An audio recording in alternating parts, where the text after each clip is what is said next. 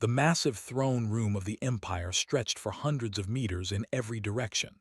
Crystal pillars rose toward a ceiling so high it disappeared into artificial clouds. Queen sat upon her floating throne, her four eyes scanning the crowd of diplomats, nobles, and military commanders who had gathered for this historic moment. The humans had finally arrived. For 300 years, the Empire had conquered every species they encountered. Their warriors stood over 8 feet tall, covered in natural armor plates harder than steel. Their 6 arms could tear through metal bulkheads. No species had ever defeated them in combat, and none had ever refused to surrender when faced with their military might. But the humans were different. They had asked for a diplomatic meeting instead of immediate surrender. Queen found this amusing. She had heard reports about humans, small creatures, soft skin, no natural weapons, no armor plates, no venom glands. They were perhaps the weakest-looking species the Empire had ever encountered. She had agreed to this meeting only because she wanted to see these strange creatures with her own eyes before adding their worlds to her collection. The great doors at the far end of the throne room opened with a deep rumble. 3 figures walked in. 2 were clearly guards, wearing some kind of flexible armor and carrying weapons at their sides. But the one in the middle wore simple clothing. No armor, no visible weapons, just a plain uniform with some kind of symbol on the chest. Ambassador James walked calmly through the massive hall, his footsteps echoing against the polished floor. He was 52 years old, with hair at his temples and calm, steady eyes. He had been a diplomat for 30 years, but before that, he had been something else entirely. The nobles laughed as the humans approached. Some pointed at how small they were. Others made comments about how their skin looked like it would tear if you breathed on it too hard. Queen raised one of her 4 hands, and the room fell silent. "So," she said, her voice carrying throughout the chamber, "these are the humans who refused to surrender. I expected something more impressive." James stopped at the appropriate distance and gave a respectful bow. "Your Majesty, we come in peace. Humanity wishes to establish trade relations and cultural exchange with the Empire. We believe both our peoples have much to offer each other." More laughter from the crowd. Even the Queen's mandibles clicked in amusement. "You misunderstand your position, little creature," said. "We do not trade with lesser species. We conquer them. Your only choice is how you wish to submit, peacefully or after we destroy your military and burn your colonies." James remained calm. "With respect, Your Majesty, we would prefer neither option. We simply wish to coexist as equals." The laughter stopped. The word equals hung in the air like an insult. Commander, the leader of the Queen's elite guard, stepped forward. He was enormous even by standards, nearly 9 feet tall. His armor plates were from dozens of battles. He had personally killed warriors from 17 different species. "This creature dares speak of equality," growled. "Your Majesty, allow me to demonstrate what happens to those who insult the Empire." Considered this for a moment. She had planned to simply arrest the humans and begin the invasion, but this could be entertaining. "Very well, Commander, but do not kill the ambassador. I want him alive to watch his worlds burn." Stepped into the open space before the throne. He removed his ceremonial weapon and tossed it aside. "I won't need weapons for this," he announced. "I will crush this human with my bare hands. Let the galaxy see how weak these creatures truly are." James looked at his 2 guards. "Stand down," he said quietly. "This is exactly what we prepared for."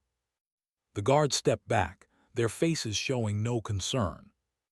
James removed his jacket and handed it to one of his guards. He rolled up his sleeves and walked calmly toward the massive alien warrior. The crowd murmured in confusion. Was this human actually going to fight? Did he not understand he was about to die? Laughed, a deep rumbling sound that shook the floor. "You have courage, little one. I will make your death quick as a reward." James said nothing. He simply settled into a stance, his feet shoulder-width apart, his hands open and relaxed at his sides. His breathing slowed. His eyes focused on his opponent with a calm intensity that made several nobles uncomfortable. Charged, he moved fast for his size, crossing the distance in two massive strides. His upper right arm swung in a devastating punch that could shatter stone. James moved. To the observers, it barely looked like movement at all. The human simply seemed to flow like water around the attack. One moment he was directly in front of the punch, and the next he was beside, his hand gently touching the alien's arm. But that gentle touch did something strange. Some momentum carried him forward, but his arm went in a different direction. His body twisted in a way it was not designed to twist. Before he understood what was happening, the massive warrior was sailing through the air. He crashed into the ground with a thunderous impact that cracked the polished floor. The throne room went completely silent. Roared and climbed back to his feet. His four eyes burned with rage. He had never been thrown before. Never. He charged again, this time with all six arms ready to grab and tear. James waited until the last possible moment, then stepped forward instead of away. He moved inside the reach of those massive arms, placed his hip against his lower body, and twisted. The physics of what happened should have been impossible. A creature weighing perhaps 1/10 of the alien's weight should not have been able to throw him, but James had not used his own strength. He had used strength against him, redirecting all that momentum and power into a devastating throw. Slammed into the floor again, this time face first. Queen leaned forward on her throne, all four eyes wide with shock. The commander rose more slowly this time. Something was different in his movements now. There was hesitation where there had been confidence before. "What strange magic is this?" someone whispered in the crowd. James spoke for the first time since the fight began. His voice was calm, almost gentle. "It's not magic. On my world we call this Aikido. It is the art of harmony.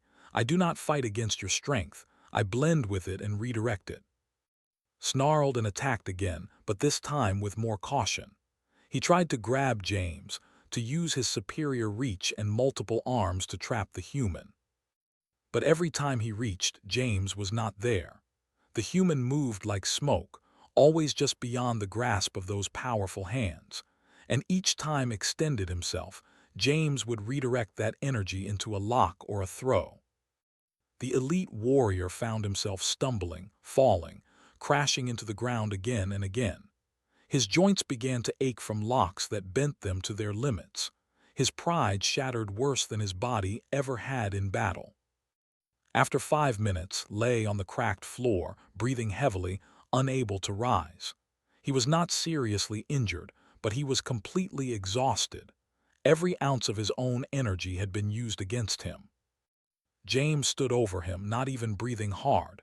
He had not struck the alien once. He had not needed to. The silence in the throne room was absolute. Thousands of nobles, warriors, and officials stared in disbelief at what they had just witnessed. Their greatest warrior, a champion who had never known defeat, lay beaten by a creature half his size using no weapons and apparently no strength. Queen rose slowly from her throne. Her four eyes remained fixed on the human ambassador. For the first time in her long reign, she felt something she had not felt since she was a child. Uncertainty. "What are you?" she whispered. James turned to face her.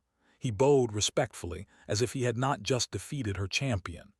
"I am human, Your Majesty, and what I showed you today is just one of hundreds of fighting arts my people have developed over thousands of years.